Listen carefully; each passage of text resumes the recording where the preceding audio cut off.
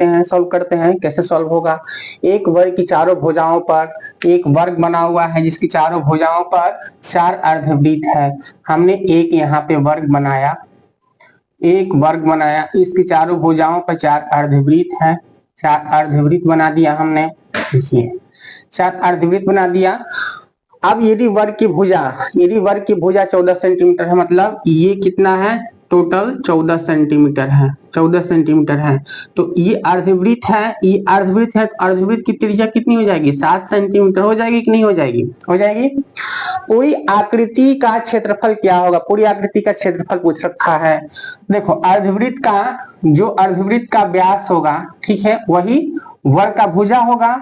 अब देखो यहाँ पे वर्ग का भुजा पता चल गया, ये अर्धवृत्त का व्यास है, तो इसका त्रिज्या भी 7 सेंटीमीटर हो गया। अब पूरी आकृति का क्षेत्रफल निकालना है, तो क्या लिखोगे, पूरी आकृति का क्षेत्रफल, पूरी आकृति का क्षेत्रफल क्या होगा बताओ, भुजा का होल स्क्वायर, वर्ग का क्षेत्रफल, वर्ग का क्षेत्रफल प्लस कई अर्धवृत्त है, 1 2 3 4, 4 गो है, तो 4 गुने अर्धवृत्त का क्षेत्रफल, अर्धवृत्त का क्षेत्रफल यही होगा।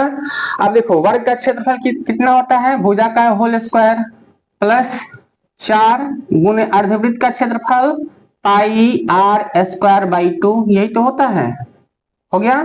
अब 2 से हम इसको काट देंगे, 2 दूना 4, मतलब a square plus pi r square, 2 गुने पाई आर स्क्वायर, देखो 2 यहाँ बचा है और पाई आर स्क्वायर यहाँ, तो 2 गुने पाई आर स्क्वायर, समझ में आया।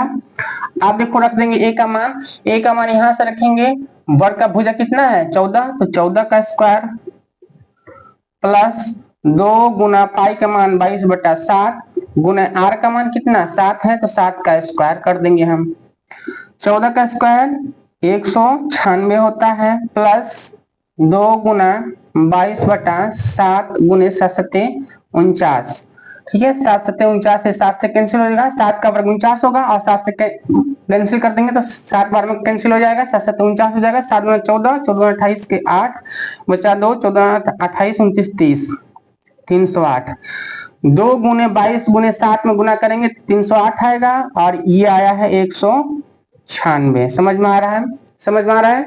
इसको जोड़ देंगे हम, 8 है 6, 14 के 4 बचा 1, 9 1 10 के 0 बचा 1, 3 1 4 1 5, कितना आ गया 504 सेंटीमीटर स्क्वायर।